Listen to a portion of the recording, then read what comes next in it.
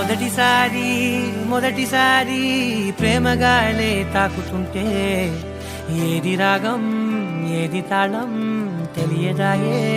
అయ్యో పాపం కలువలాంటి కనులలోన కలలవానే దూకుతుంటే ఏది గానం ఏది నాట్యం తేలదాయే